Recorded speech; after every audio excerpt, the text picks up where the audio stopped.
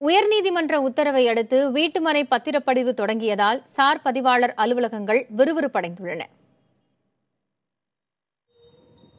விவசாய நிலங்களை வீட்டு மனைகளாக மாற்றுவதை தடுக்க கோரி தொடரப்பட்ட வழக்கில் பத்திரப்பதிவுக்கு இடைக்கால தடை விதிக்கப்பட்டிருந்தது. இந்த உத்தரவில் தளர்வு அளிக்கப்பட்டதை அடுத்து பத்திரப்பதிவு அலுவலகங்களில் பதிவு செய்வோர் எண்ணிக்கை அதிகரித்து வருகிறது. பழைய வீட்டுமனை விற்பனை பத்திரங்கள் சார் பதிவாளர் அலுவலகங்களில் பதிவு செய்யும் பணிகள் தீவிரமாக நடந்து வருகின்றன. ரியல் எஸ்டேட்ல நேற்று இன்னைக்கு இப்ப பாத்தீங்கன்னா அதிகமான முறையில் ரிஜிஸ்ட்ரேஷன் நடக்குது.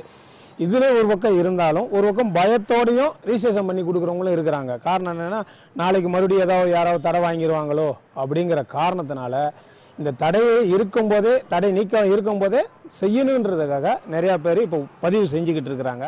பத்திரப்பதிவு தீவிரப்படுத்தப்பட்டு கணினியில் பதிவேற்றம் செய்யப்பட்டு வரும் நிலையில் இதனை ஆறுதலாக பார்க்கின்றனர் ரியல் எஸ்டேட் தொழில் செய்பவர்கள். ஏப்ரல் 11 இயரிங் வருது. அந்த இயரிங்ல வழக்க தடையான நீக்கப்படலாம்னு சொல்லிட்டு சொல்றாங்க. அது போல நீக்கப்பட்டாக்கா நாங்க எல்லாருமே மகிழ்ச்சி அடைவோம். இந்த தடையான வழங்கப்பட்டதிலிருந்து லஞ்ச லாவணிகள்லாம் ஜாஸ்தி ஆயிடுச்சு.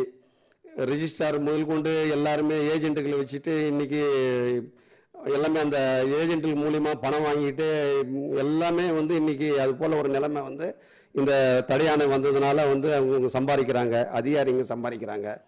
நாளொன்றுக்கு 5 முதல் 7 பத்திரப்பதிவுகள் நடக்கும் சார் பதிவாளர் அலுவலகங்களில் வீடு மனைகள் சட்டத்திற்கு உட்பட்டு பத்திரப்பதிவு செய்யலாம் என்ற உத்தரவு வந்ததால் இப்போதெல்லாம் நாளொன்றுக்கு 20க்கும் அதிகமாக பதிவுகள் நடந்து வருகின்றன. பத்திரப்பதிவு செய்து கொள்பவர்கள் மீண்டும் ஒரு தடையானை வந்துடுமோ என்ற அச்சத்தில் மாநிலம் முழுவதும் பத்திரப்பதிவு பரவலாக நடைபெற்று வருகிறது. புதிய தலைமுறைக்காக ஒளிப்பதிவாளர் பாலாவுடன் எழில்.